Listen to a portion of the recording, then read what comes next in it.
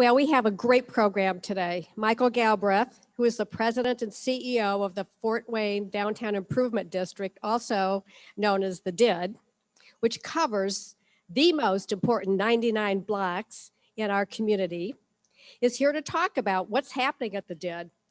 But I tell you, there are a few people that are providing more leadership for this community than Michael. His goal through the DID is to make Fort Wayne the most vibrant urban center in Northeast Indiana. And he also administers the 11-county Northeast Indiana Regional Development Authority, also known as the RDA, implementing the $42 million Regional Cities Initiative for our region. Michael has worn many different leadership hats over the years. Before coming to the DID, he was the director of the Road to 1 Million, and I think you might have spoken to us, or representatives from that initiative spoke here. He also was the executive director of ARCH, which is Fort Wayne's nonprofit historic architecture preservation group. He plays the French horn in the Fort Wayne Philharmonic and has done that since 1990. So in addition to these terrific leadership roles that he plays throughout the year, he is also active in the community, currently serving on the board of the Fort Wayne Philharmonic, ARCH, and Greater Fort Wayne, Inc. He has an impressive home life as well. He's married to Janet, who administers, I found this interesting, the Arts and Lecture Series at the Fermi National Accelerator Laboratory in Batavia, Illinois. She teaches instrumental music at Canterbury and also serves on the Fishoff Chamber Music Competition Board. They have two daughters, Kate and Amelia. Kate attends McGill University in Montreal. I've actually been to McGill. And Amelia is a student at Canterbury. So please welcome Michael Galbraith to the podium, and I know he will be ably assisted by our beloved Rick Zolman.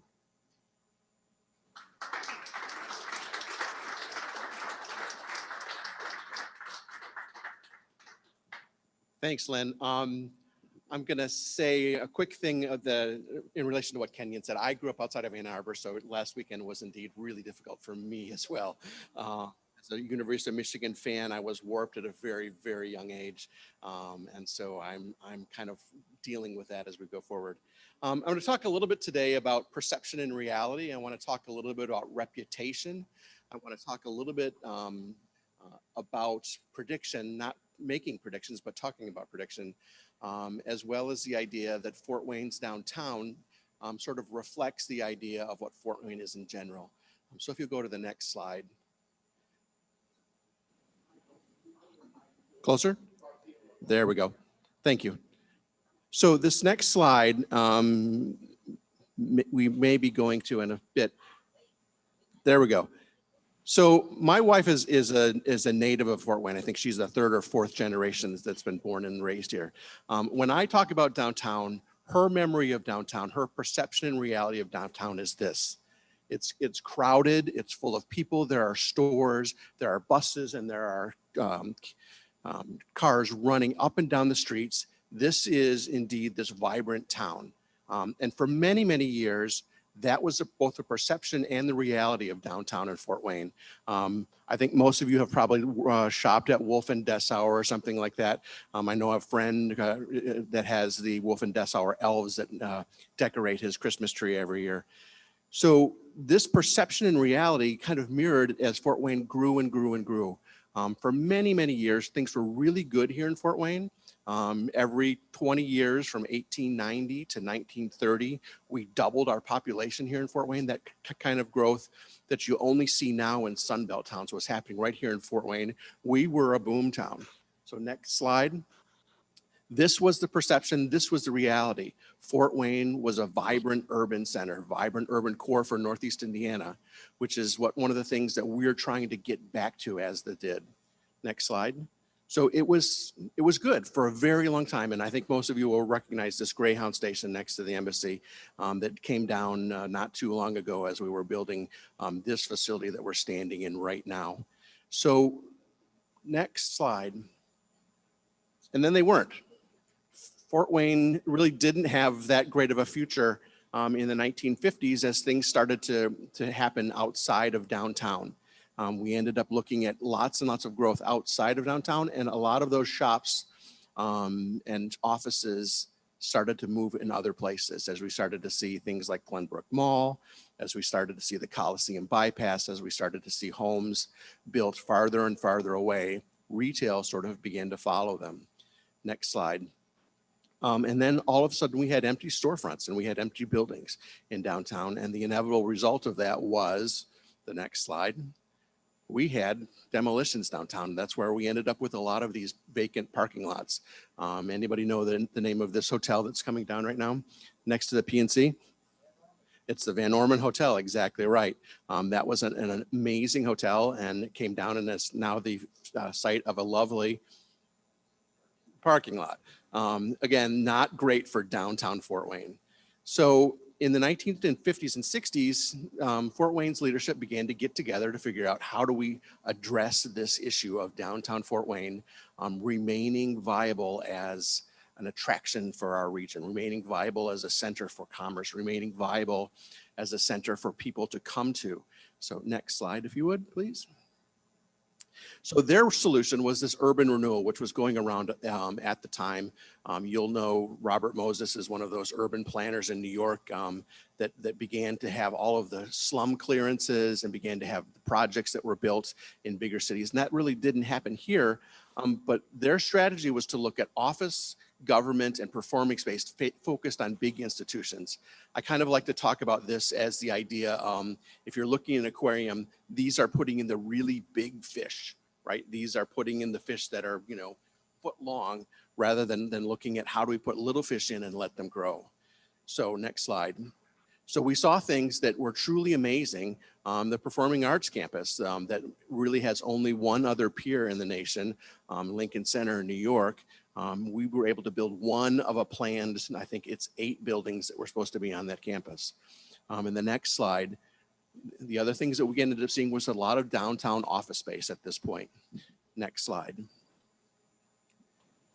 These helped, but not quite enough. We ended up seeing that idea that offices were coming back, workers were coming back, people were coming back at night, but during the daytime, Fort Wayne really was a ghost town. The streets really did roll up at 5 o'clock. When I got here in 1990, they said, you know, turn your watch back 5 years because you've just entered Fort Wayne. So next slide. So that started to work in the 60s and 70s. By the 80s, we were back on the downslide again. Anybody recognize this building? St. Mary's, exactly right. So we ended up seeing not only this kind of natural tragedy where we have a lightning strike that strikes down a beautiful church, but we also started to see some man-made tragedies, like in this next slide, where we lost a major employer, their corporate headquarters. This is the Lincoln National Field, the Link in Philadelphia. That's one of those employers that we lost the brain trust, those community influencers that were really leading the charge to bring Fort Wayne back. Next slide. We also lost this major employer, and a personal story. I live in a house where the designer of the Scout designed the Scout at my kitchen table. Not my actual kitchen table, but the room where my kitchen table is. So as International Harvester left, we lost that manufacturing role as well. And one more slide. And then this was the premier downtown restaurant for many, many years. Actually, it was probably the only downtown restaurant for many, many years other than Cindy's. I think there were a number of business deals that were consummated at Bill's Palace over breakfast. One more slide. So as we started to look at how downtown works, we look back at those ideas that those top level predators, those big fish that were coming in when we look at the Performing Arts Campus and when we look at some of the office buildings. The next strategy that came through Fort Wayne was this idea of live, work, and play. We'd focused a lot on the idea of work and a little bit on the idea of play, but not very much on the live side.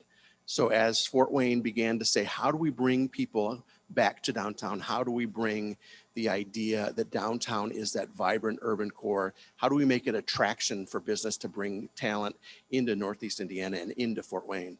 This strategy of live, work, play was the next step in the evolution of what was going on in downtown Fort Wayne. Next slide.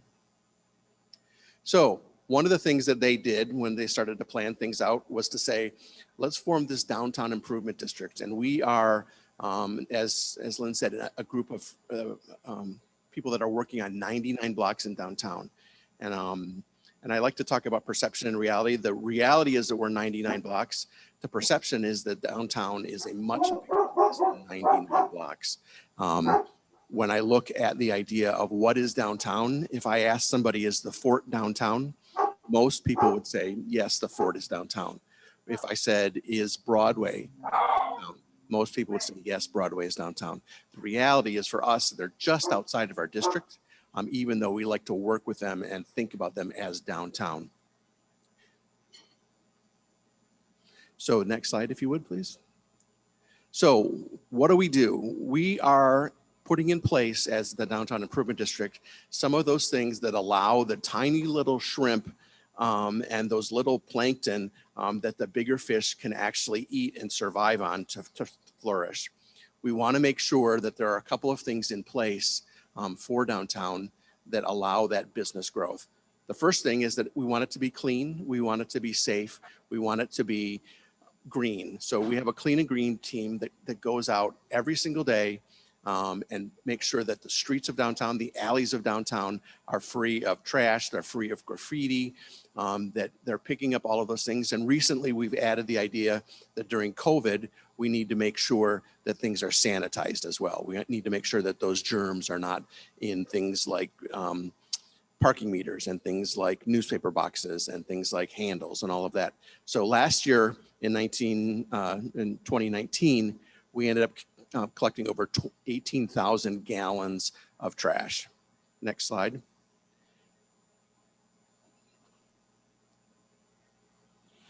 So this clean and green team is one of the things that we work on. The next couple of things we work on is the idea of telling the story of downtown, that perception versus reality, because reputation really is a lagging indicator. Your reputation isn't what you're going to do. Your reputation is what you've done and where you've been. So we begin to tell the story of downtown. And thanks to some incredible work by people that work for us, last year we had 3.6 million impressions on social media alone. When we talk about what's going on with actual physical impressions, that's a much, much higher number as well. But the idea of telling the story of downtown, of influencing that reputation is the next thing we talk about in terms of our marketing, to tell about why downtown works, what's going on with downtown, in order to spread the idea that downtown is a place that I would like to visit with my kids, visit to get a meal, all of those ideas. Next. And we do that through a couple of different things. One is our really vibrant Art This Way program. And this year we've had a fantastic year. Even though it was 2020, we ended up putting in 10 new murals downtown. And the other thing that we work on is the idea of public space activation. Any of you have been by the porch off Calhoun have probably seen this idea that this is a place where people can stick a little bit. The idea of stickiness is, I think, a Malcolm Gladwellian idea, that making a place where people want to linger, where they want to hang out. Next. So the thing that my colleague Rick administers is the idea of events.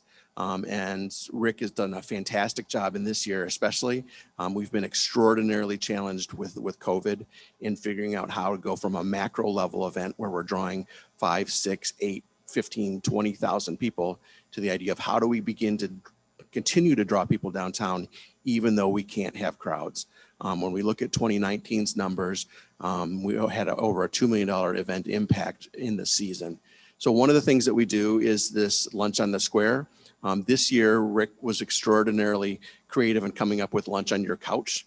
We wanted to make sure that people began to think about downtown, began to think about Lunch on the Square even before we could actually have it. So we ended up producing music that went out to our audiences. We still ended up having Lunch on Your Square, even though it was a slightly truncated season. And one of the weird things is that we are really not telling people how many people we had come. We wanted to make sure that it was vibrant, but we didn't want to draw as big a crowd as we had before. Next slide. Other things that we're working on, this is Busker Fest. And again, this is something that we were not able to do this year.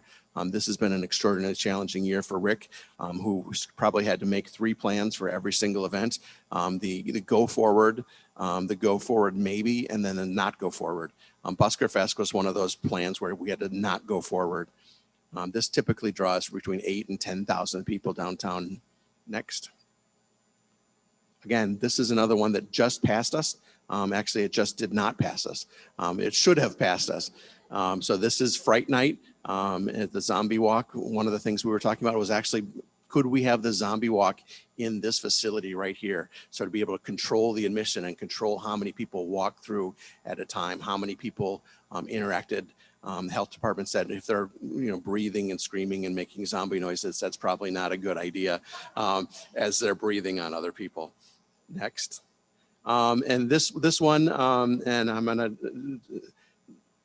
Rick has said if I say anything about this, he's gonna pound me into the ground. And he's much bigger than I am, so I'm not gonna say a whole lot about Santa.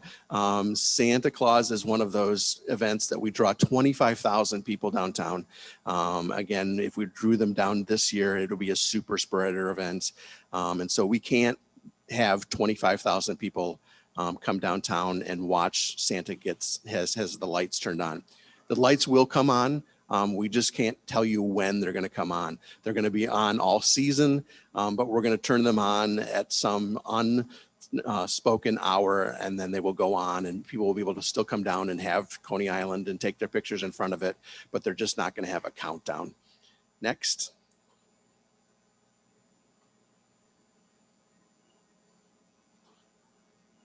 So by the 2000s, the next thing that came along in the development of downtown was this idea of PPP, the public-private partnership. There's been a sustained and massive influence of this public-private partnership as we've looked at downtown and how do we make downtown truly that draw that it was from the 1850s through the 1950s. Next slide. And chief among that is the idea of live.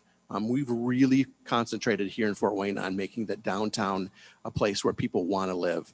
In 2012, there was a study done that showed that there was an appetite for 2,000 new downtown apartments in the next 20 years. We are probably going to get that number, that there's going to be 2,000 new apartments built since 2012 in downtown. When you look at this, this is the Anthony Wayne Bank building. Looking out over downtown, there are some fantastic apartments in there. And that's one of those truly amazing transformations as people's perception of what downtown living is like. It's not living in a very small little tiny apartment. There are $1 million mega apartments looking over the downtown skyline. Next is this building right here. This was one of those catalysts in making people come downtown, the idea of play. The Tin Caps regularly are the #1 stadium in all of minor league baseball. They continue to draw huge numbers of people downtown. It's one of those things that makes everything else work as sort of that bottom up kind of strategy. Somebody's going to come downtown, they're going to come down for a baseball game, and they're likely going to stay and do 1 or 2 more things. And frankly, as the Downtown Improvement District, as long as they do 1 or 2 more things, we don't care what those things are. We want them to shop, we want them to eat, we want them to walk around, we want them to linger in our public space activation. We want them to walk by and look at art, because the idea of people walking around on the streets conveys that perception and begins to put in place that reality of our vibrant urban center. Next. If anybody's not been down at the Landing, this is probably the 3rd or 4th iteration of what the Landing has become. We've had several unsuccessful attempts. This one, I finally believe, because of the massive scale of the investment and the massive scale of the transformation, is going to be successful. This is the Landing, another public-private partnership that's had both a live component, a work component, and a play component. Next. And this is the newest one that's just complete. It is phase 1 of 3 coming along. This is Promenade Park downtown, the Sweet Breeze Riverboat. But if you look, you can see the crowds that are there. And even still, every single day, there are people at Promenade Park using it, both in ways that it was designed and in ways that were never anticipated. Next. So all of a sudden, after 30 years of not having a whole lot of retail downtown, there's a lot of shops that are open up right now. And that's the kind of that bellwether, that canary in the coal mine, is if a downtown is healthy or not. If a downtown can support retail, it's healthy. Restaurants are a little bit easier than retail, but now the fact that we've got downtown retail happening is truly, things are pretty good again in downtown Fort Wayne in 2019. Next slide. Wahoo. Next. And then 2020 came, and things weren't good again. But I think that weren't good in that sort of a sudden thunderstorm type of an idea. Next. So all of a sudden at farmers markets, including the one right here, we saw people with masks on, just like we see every table at this lunch right now. And shopping, next. People are wearing masks. And next. I have Rick out. Actually, we measured this because we wanted to make sure that 6 feet apart, his wingspan is what, 6'4", 6'2". So we measured this so that we have to make sure that we have social distancing. Next. And we had protests downtown. And all of a sudden, all of those events that we had, bringing lots and lots of people downtown, are gone. And all of that momentum is suddenly stopped in its tracks. We're hopeful that it's stopped in its tracks for a little bit, not 40 years worth. Next. And all of a sudden people want to have outdoor dining. So we've had a very big emphasis in the last several months on helping downtown restaurants figure out how to extend their season because their fixed costs don't go away. Their insurance doesn't go away, their rent doesn't go away. And without that type of cash flow, they can't really survive. Next. So my prediction phase, my concern phase is what's next for downtown. So what's next? If you'll, next slide. The things that we're thinking about and worrying about, as I said, retail is incredibly important, is that canary in the coal mine for downtown. If we can't support retail downtown, people don't have a place to linger. They don't have a place to shop. That really takes away from the attractiveness of downtown as a talent attraction idea for us as a region and as employers. So what's the future of retail in an Amazon world? There's both the COVID effect that's happening and the Amazon effect that's happening. The next thing we're talking about is the future of large scale events. Next, thanks. This is Middle Waves in downtown Fort Wayne. I don't know the next time we're going to be able to have 8,000 to 10,000 people gather together. And it's one of those things that Rick thinks about all the time. How do we bring lots and lots of people together again safely? And for right now, the answer is we don't. But at some point, we have to figure out how do we bring them back together somehow. Next. What's next for commercial office space? So this kind of open concept office space where people are working closely together and sort of in the space where there's no dividers whatsoever became very popular over the last 10 years. And anybody that's in the architecture field has built lots of these buildings and refitted lots of these offices. What's going to happen to these now that people need to say, I need to have a divider between the desk next to me in order to be safe? What does that do to our future of real estate here in downtown Fort Wayne? Because we do have a lot of offices.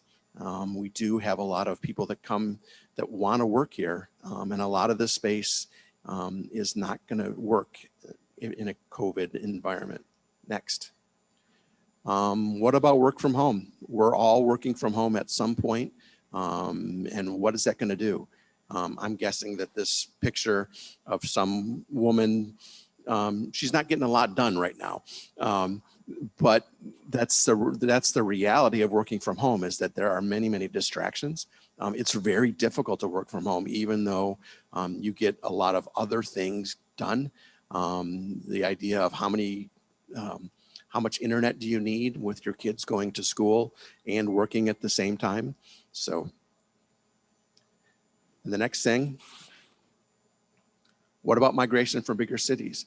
If you think we've got it bad, think about the downtowns of Chicago or Philadelphia or Portland. Our troubles have been extraordinarily minimal compared to what's happening to our larger neighbors. If you think about what's going to attract those type of workers, that's something that we're thinking about a lot as well. There's a lot of writing going on now about that migration away from the higher rent costs and the greater density of other cities. Next. And so I just wanted to say thanks. I know I had 20 minutes, and so I think that I used 20 minutes about talking about downtown. Some of it is, again, we are on a upward arc and have been for a very long time. We've got this idea that our product is being developed continually. Our marketing is getting better about what downtown Fort Wayne is, about what Fort Wayne and Northeast Indiana in general are.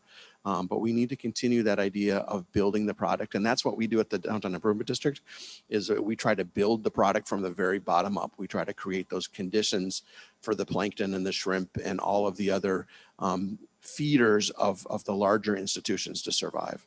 So thank you.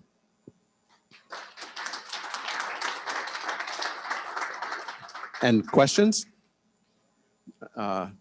Steve? Oh.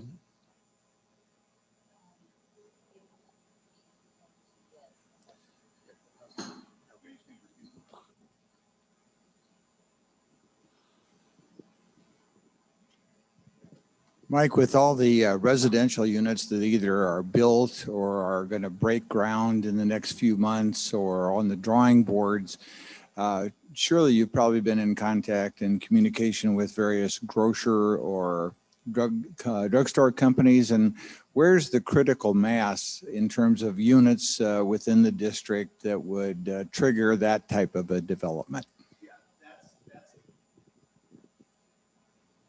That's the $1 million question, and I don't think a grocery is going to cost $1 million, but it could. Rooftops follow housetops is the law in terms of retail, and right now we still don't have enough of a environment for a larger grocery. I know that there's been a proposal to have a smaller grocery based by an insurance company downtown, and I think that that's progressing. But until we get a few hundred more units downtown, we're probably not going to get a larger grocery. Hopefully we're going to begin to see some of those smaller bodegas that are a typical retail front of 20 to 30 feet and 60 feet deep, where you'll be able to get smaller amounts of food, but not Costco size. I'm sorry. Sure. Other questions? Barb?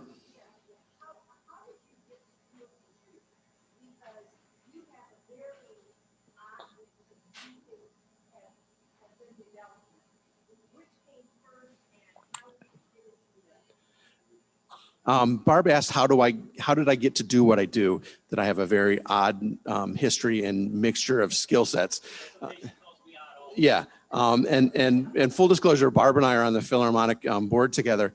I came here to play the Philharmonic, and I met a really cute girl, and we bought a house and got a dog and had 2 kids. And then, no offense to my employment at the Philharmonic, but I rapidly figured out that it didn't pay very well.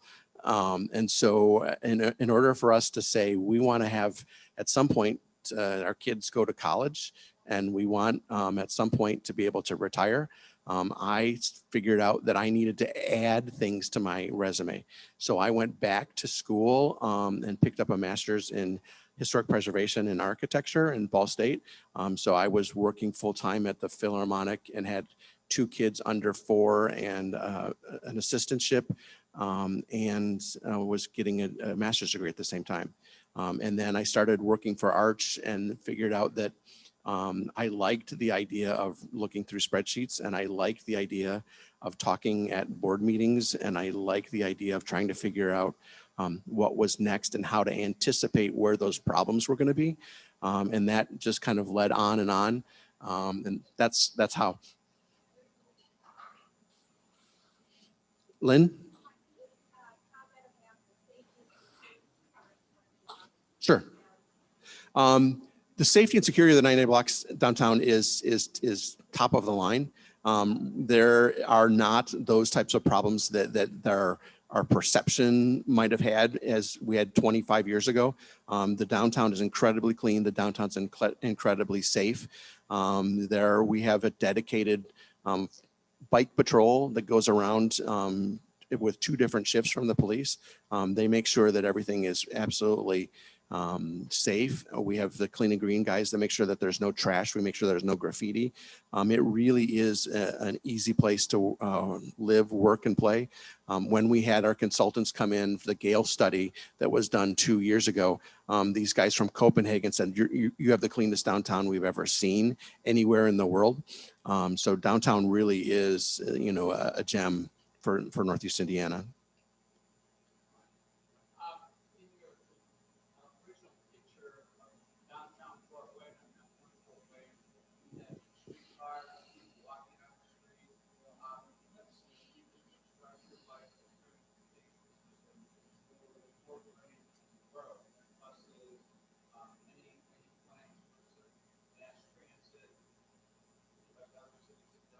Sure. So the question was, historically, Fort Wayne had a really robust public infrastructure where they had public transportation, where we had really robust connections via rail to other cities, and what's going to happen in the future. We lost our long haul rail service in the 80s here in Fort Wayne. And I know that we've been working on it ever since, trying to figure out how do we get high-speed rail to connect us back to New York and Chicago and Los Angeles and Dallas and all of those other places. That's one element of it. The other element is that we live in an automobile society. The idea of bringing back cable cars is going to be really difficult at this point. But we've been really ably served by a couple of different institutions that have helped. I saw Justin Klupper's name on the sign-in, but I don't see him. Oh, he did. I was going to give him props. He runs CTN, which is a public-private partnership transportation network, and they've done a really good job of making sure that there are ample small buses around. And then we have, the regular publicly funded bus service. One of the things that I would like to see in Fort Wayne in terms of that helped commerce in the past is the idea of a fixed route public transportation. So in the past, we used to have cable cars and that would go back and forth, but they went on a fixed route, and this allowed regular drop off at different retail spaces. And so you see those kind of commercial streetcar corridors. For instance, my favorite is the one where now Antonuccio's is on South Wayne, where you get 3 or 4 different little shops in a row that really begin to help stabilize neighborhoods.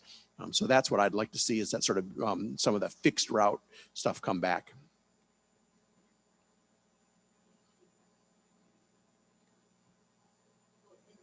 Okay. First comment from John Hoffman, who says, we are blessed to have Michael and his toolbox full of many skills in Fort Wayne. And then a question from Jeff Kroll. Are architects, engineers, and contractors working on enhanced, powerful ventilation systems to make indoor spaces safe? Yeah, I'm going to defer to my friend Stephanie Veit from Hagerman to say yes and yes. And I know that that's one of those concerns in what's happening with the office retail space is how do you bring people safely back into the office? And that's got to be through increased ventilation and increased zone usage to be able to clear out different rooms so that they're safe.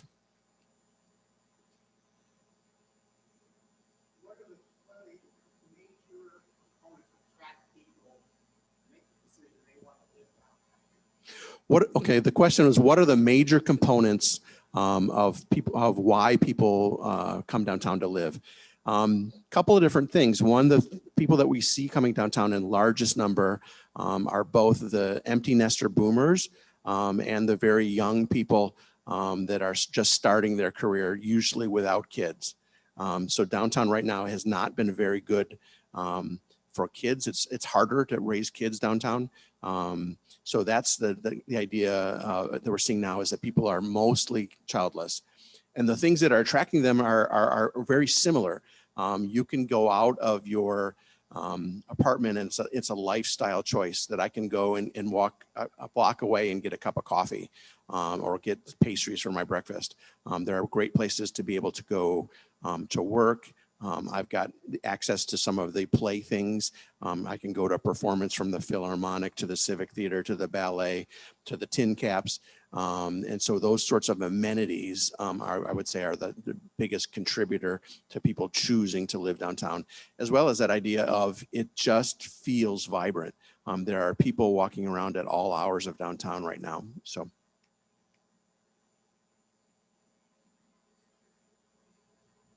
Again, thank you so much. Hold on. Mike, thank you so much. That was very interesting. For all of our speakers, we present you with a Rotary pen. And we ask that the first use of that pen is to put a dedication in a book that will go in the library at Washington Elementary, which is a school that we sponsor a lot of activities at. And we try to make them appropriate to either the presentation or the timing of the year. And this book is entitled Elections, Why They Matter to You.